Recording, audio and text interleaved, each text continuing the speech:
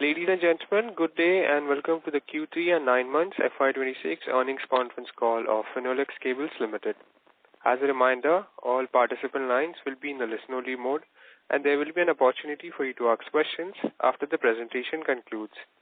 Should you need assistance during the conference call, please signal an operator by pressing star, then 0 on your touchtone phone. I now hand the conference over to Mr. Pratik Patil from Densu One Investor Relations team. Thank you and over to you, sir. Thank you, Steve. Good evening and thank you all for joining us on the Finolex Cables Q3 and 9-month FY26 earnings conference call. Today we have with us Mr. Mahesh Viswanathan, Deputy CEO and Chief Financial Officer from Finolex Cables Limited. We will begin the call with the opening remarks from the management, after which we will have the forum open for the interactive Q&A session. I must remind you that the discussion in today's earnings call may include certain forward-looking statements and must be viewed therefore in conjunction with the risks that the company faces. Please restrict your questions to the quarter performance and to strategic questions only. I would now request Mr. Viswanathan for the opening remarks. Thank you and over to you, sir. Thank you, Pratik, and good evening, ladies and gentlemen. Thank you for joining this call. Very quickly, let me take you through the quarter with some brief remarks or bullet points on the performance, and then I will open up for questions. You must have seen the results that were hosted on both the exchange as well as our own website day before yesterday. We've had a pretty good quarter in terms of overall performance. Revenue was close to 1,600 crores for the quarter, and for the 9-month period was about 4,370 crores. In the quarter, an incremental performance of about 35% quarter on quarter, and for the 9-month period about 17% higher than the corresponding period last year. As a consequence, EBITDA numbers were also showed an improvement, 12% quarter on quarter and 17% over the 9-month period. PAT also reflected 10% increase quarter on quarter and 18% over the 9 months period. In terms of performance, this was not just a price-led performance, it was also a quantity-led performance. So overall, wires and cables, the volume increase was more than 25-26%. Individual product lines performed slightly differently. Electric wires was about 28% in the quarter. Auto cables was almost 42% in the quarter. Industrials was about 28%, and power cables were also about 22%. Big new entrant for us during the quarter was solar cables. So we are currently hitting close to 80-85% of our capacity that we built up last year. So that's good news again. What didn't do so well was the agricultural applications.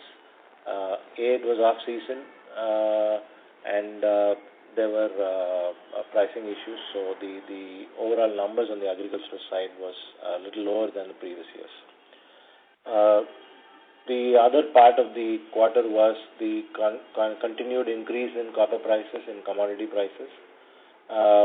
We had to take multiple price corrections. Overall, during the quarter, we took a correction of about 12% in the selling prices, and most of the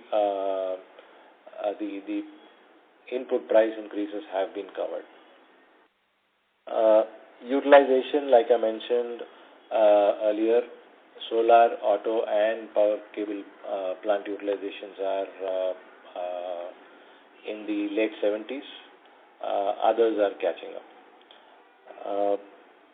So if I move to the communication cable side, then OFC volumes were up by almost a third. The issue in this segment is that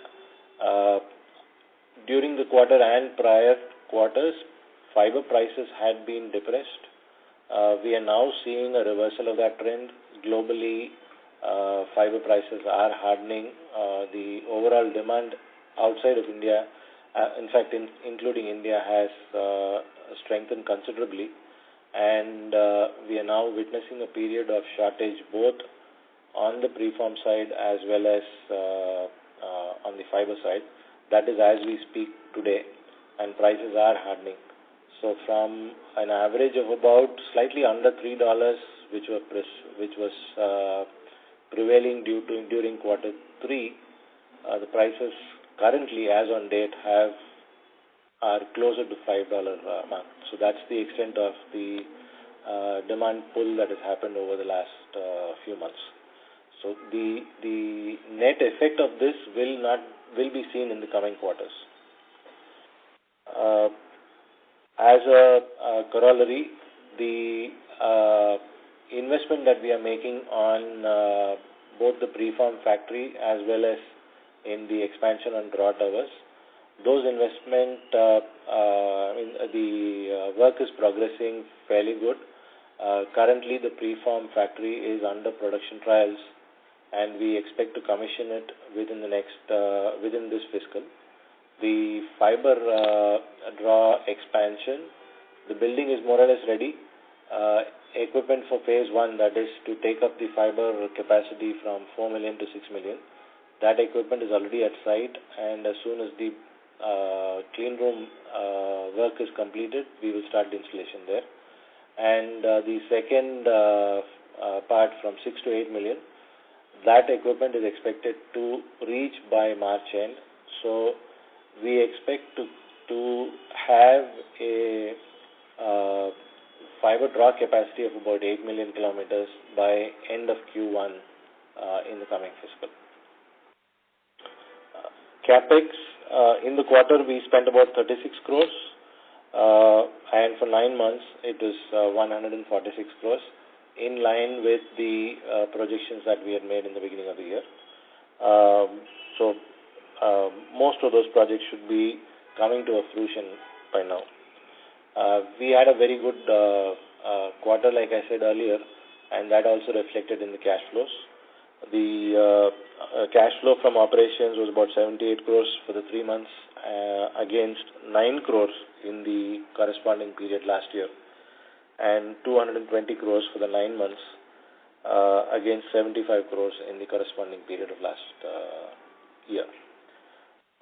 So this is broadly the comments on the performance.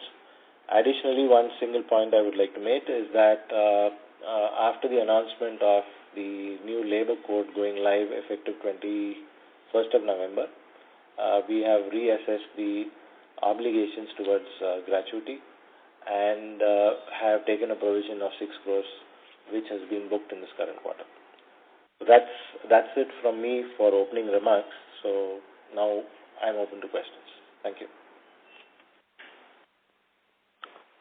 Thank you very much, sir. We will now begin the question and answer session.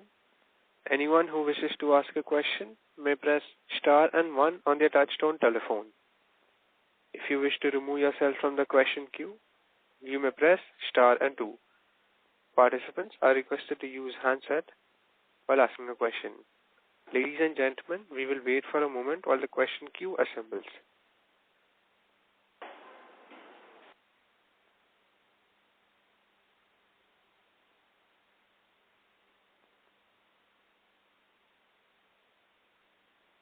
The first question comes from the line of Vidit Trivedi with Asian Market Securities. Please go ahead.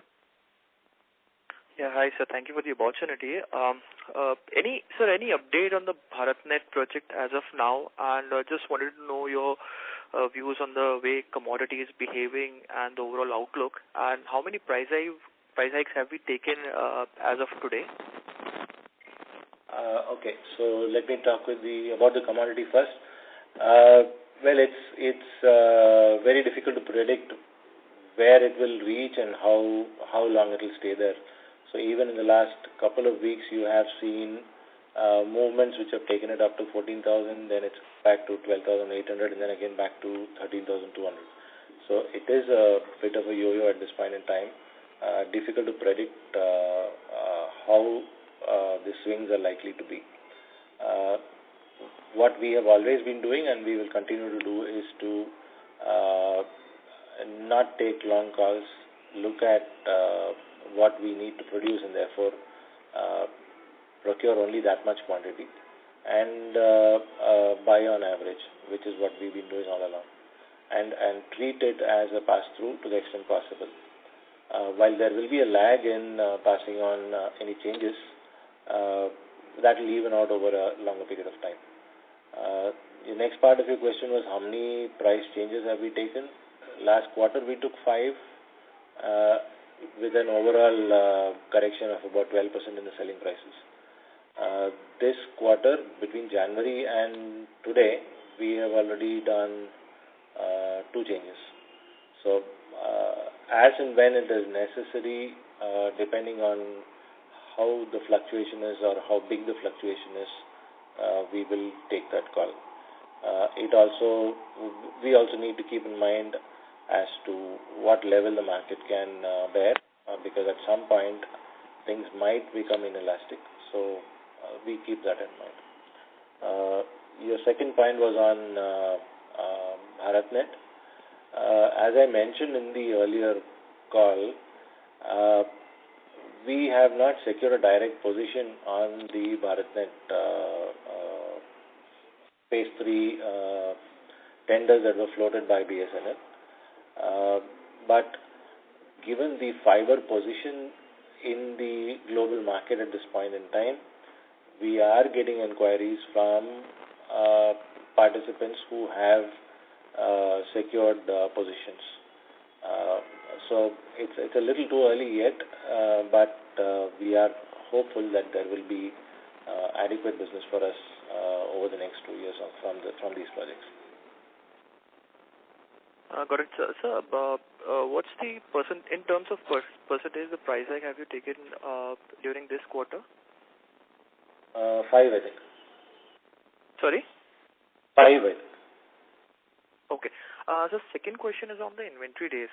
They have, improved significantly from 61 days, from 69 to 61 days. So what are the structural changes in the supply chain, we have taken in this area, and can we expect this further room to improvement, bring it down to at least 50-55 days in the coming quarters? That would be a little difficult, I think. I think what we are trying to do is to look at each segment of the inventory chain. So how much should be in raw material, how much in work in process, and how much in finished goods. So we have been squeezing all 3 at this. And this can only happen when 2 things change. Your supply from the raw material suppliers, that chain is kept open and there is a continuous feed from there. And B, our operating efficiencies at the plant goes up, and that will happen as capacity utilizations improve. And the last one is at the field level in terms of improving service, which will mean the waiting period for the customers will be lower, and we should be able to service practically on demand. So we are trying to squeeze all 3 areas, and I think 2-month cycle across the chain is reasonable, given the fact that when you get into industrials and automobile cables, the number of SKUs are substantially large. It's not like building where the number of SKUs are limited, but as you get into flexibles and auto cables, the number of SKUs are substantially high, and you need to have sufficient production runs or minimum order quantity for each of those runs for you to run an efficient operation. So there will be a slight trade-off between efficiency and in the overall efficiency numbers, and we try to limit it to about 2 months. Got it, sir. Thanks a lot. I'll just squeeze one more question. There's a significant amount sitting in your capital work in progress, almost 307 crores. Right. So, what's the specific project it is tied to, and when can we expect it to be commissioned? So, a lot of it is tied up on the preform project.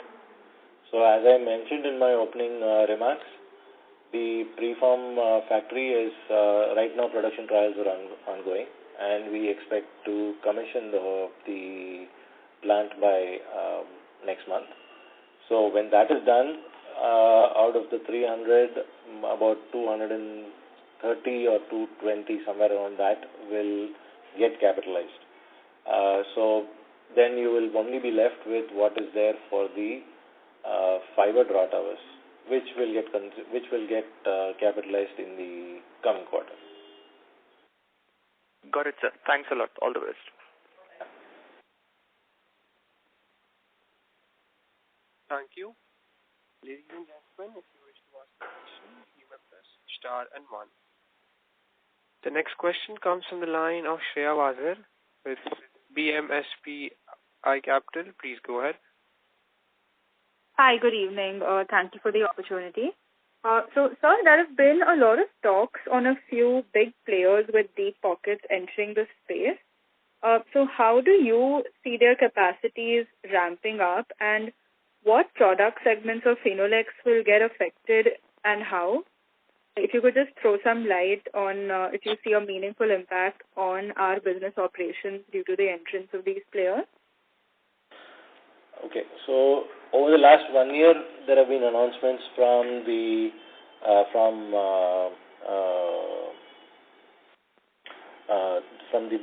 Birla side. They are coming in from their the cement group.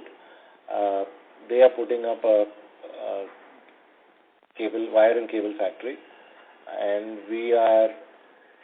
our information is that it is likely to get into production mode sometime next calendar year. What the information that I have is it's probably around second or third quarter next year, and that will be on the wire side. So that will be in direct competition to us. The second piece of information was about Adani is getting into wire and cables. Barring the initial announcement, nothing more has been heard from them. So we do not know yet if their plans include introduction in 27 or 28 or 29. That is still something that we are not clear about. But yes, there will be competition to a large extent on the wire space. But we do believe that there is sufficient space for people to coexist. Competition will intensify, and I think in a way that's okay. We should be able to handle those pressures. There's okay. Not much that I am aware of besides this. Okay, thank you. And my second question is, what is Finolex's strategy to grow its telecom cables business? As in, what is the total market opportunity for players like Finolex from the data center building in India and globally, respectively? And how is Finolex building its product portfolio to participate in this opportunity? So, yes, you're right. Data centers will have an impact on our, not just the telecom operations, it will also have an impact on our power cable operations. Because data centers will be massive consumers of power, and they will need fairly heavy sized pipes for power consumption, besides fiber as well as LAN cables.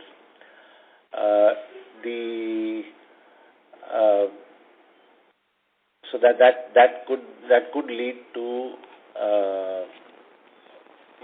more market size in terms of the in terms of the optic fiber cables that would be available for sale. In that context, I think our integration backwards into making preforms, expanding our fiber draw capacity all this is part of that, part of preparing for that additional volumes that are expected to come. Currently, the glass preforms are all imported by us. There is only one manufacturer in the country, which is Sterlite. We would be the second entity there. And so that what it means is it reduces import dependence. It at the same time brings a certain self-sustenance part there. Simultaneously, we are also expanding our fiber draw capacity. We are doubling it over the next 3 months.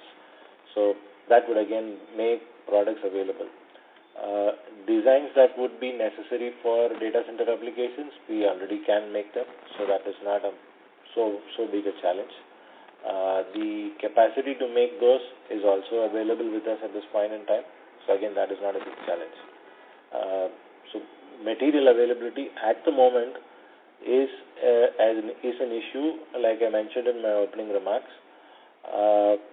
The market has changed over the last 3 to 4 months, and there is at the moment neither fiber nor preform is available for literally any amount of money. So the demand scenario has changed at this point in time, and I think our additional capacity coming into play at this time is going to be beneficial to us. Okay. Thank you so much and all the best. Thank you.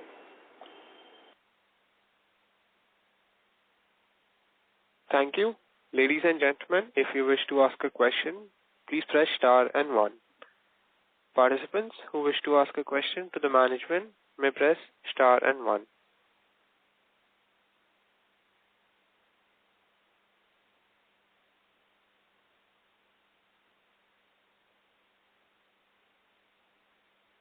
The next question comes from the line of Srinivasan with Sundaram Mutual Fund.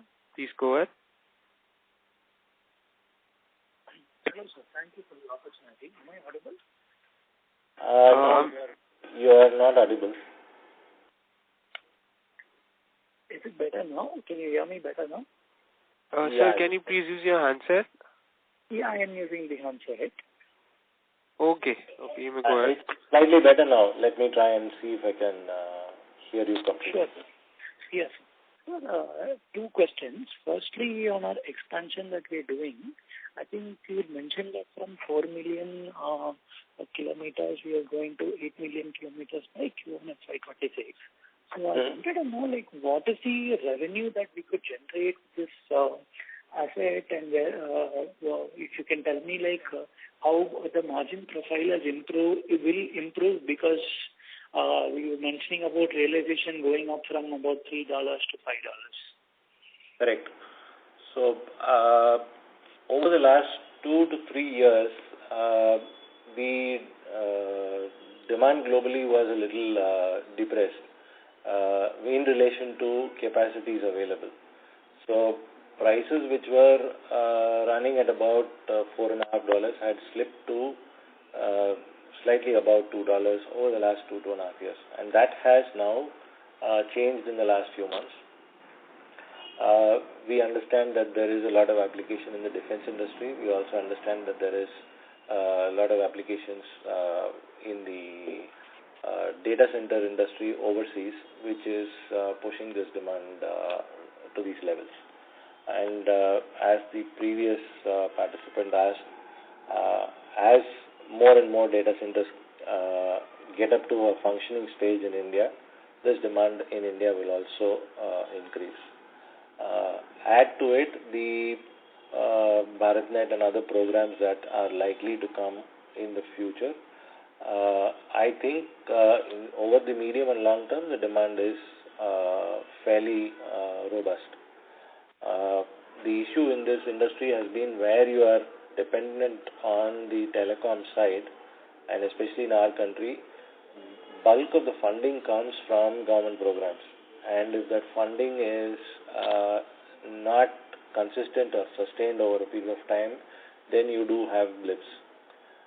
Plus, government programs do have this tendency of time lag between announcement and tendering and then again execution. So those have been issues in this industry. But I think with committed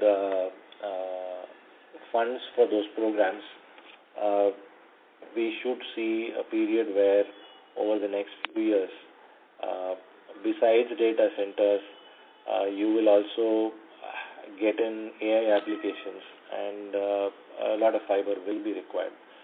The fiber design or construction might be different for different applications, but the overall demand is likely to be fairly robust. Currently, we have a percentage.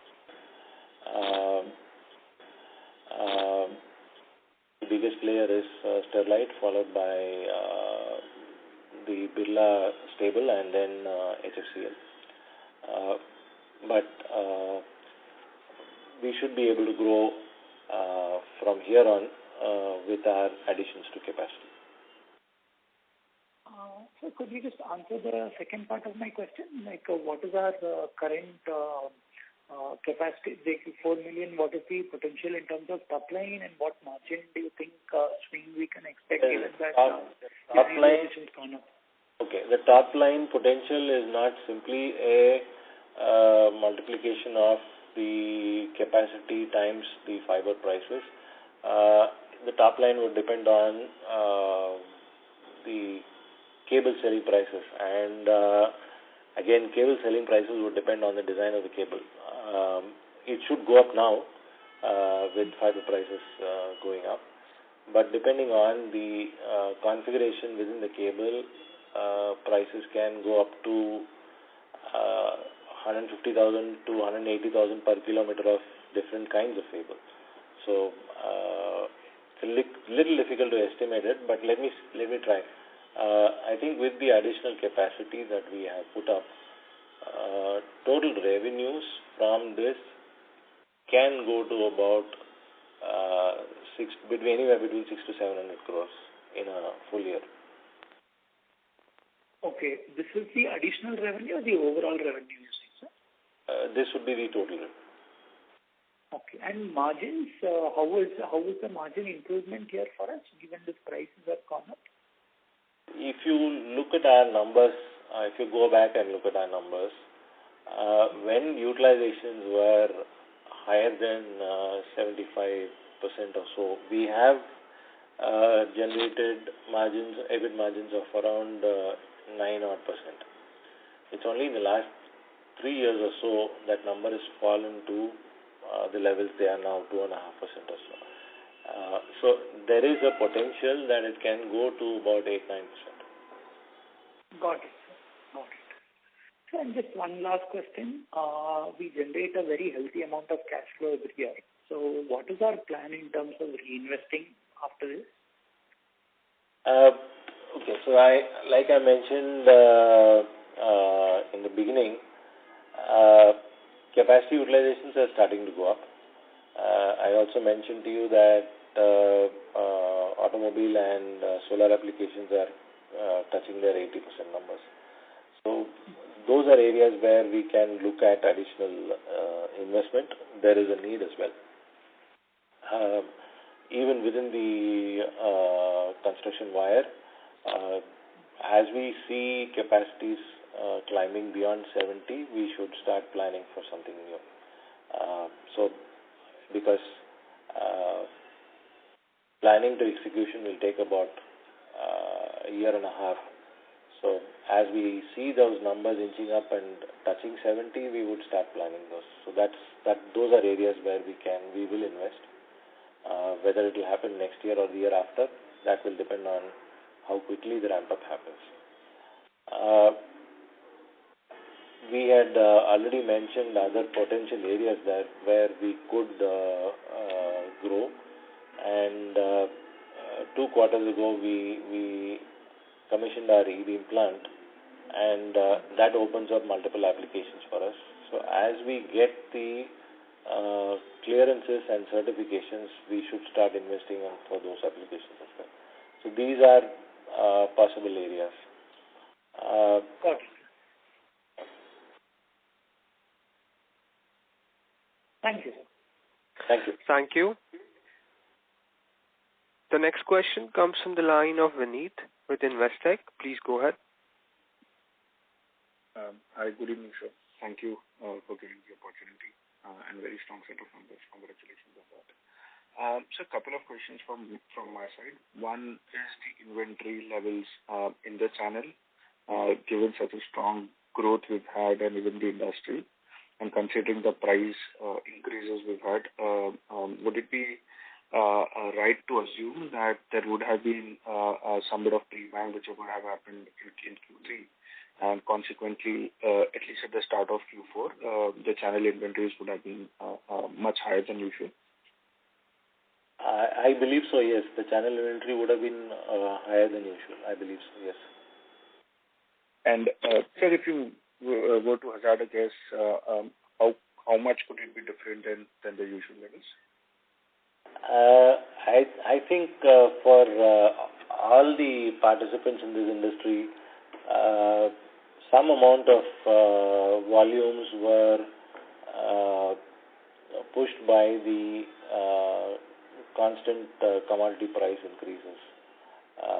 The trade probably thought they would make, if you buy low and then as the price is increasing, you would get to sell it at a higher price. To some extent, I'm sure that is there. But for whom, how much is a difficult guess to do. And I think I will refrain from that. But I'm sure there was some. Understood. So my second question is on margins. Now, pre-COVID or maybe 16, 17, 18, we used to do mid-teen sort of EBIT margins for the cables division. Those subsequently came down to low teens, and then subsequently now it's in low double digits. And sometimes we've also recorded high single digit sort of margins in that segment. Now I understand we've had a change in distribution model, which has had an impact by 2 to 3% on those margins. But what has led to such a sharp margin drop in this segment?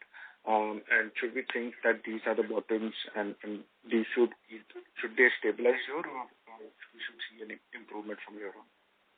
Okay, I think a similar question was asked during the last call as well. Yes, there was a time when we used to do about 15-16%, but then we brought in distribution, so some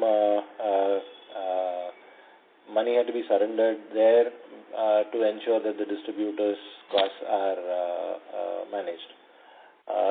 So I think the sustainable level is anywhere between 11 and 12%. Above that, in today's context, with intensified competition, is a little difficult to sustain. You might have the odd quarter when you do better than that, but I think what should be sustainable would be between 11 and 12%.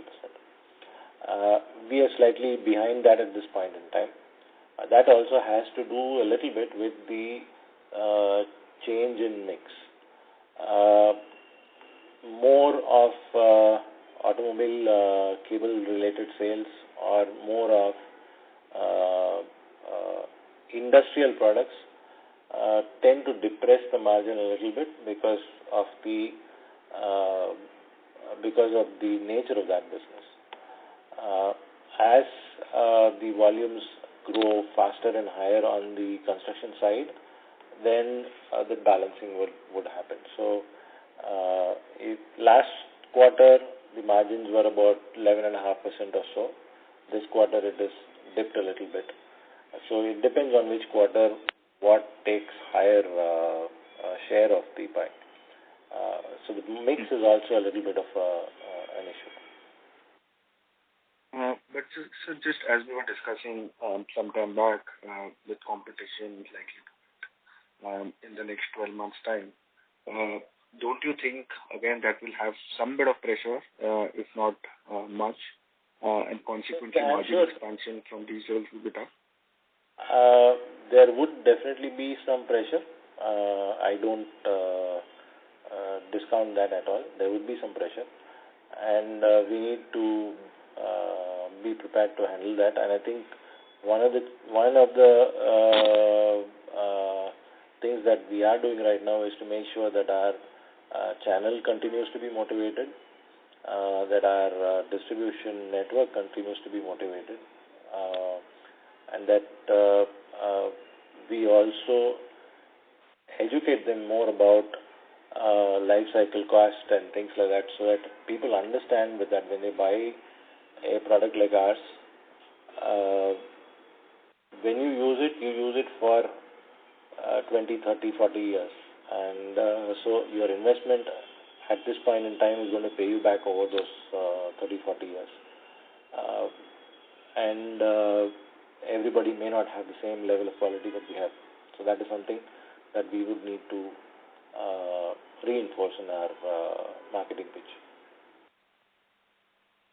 Yeah. Okay, understood. Thank you so much, sir. Thank you. Ladies and gentlemen, due to time constraint, that was the last question for today.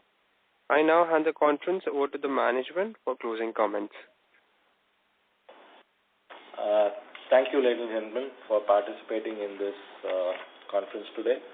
I hope the interaction has been of use to you. If there are questions, please do reach out to us again. Thank you. Thank you. On behalf of Finolex Cables Limited, that concludes this conference.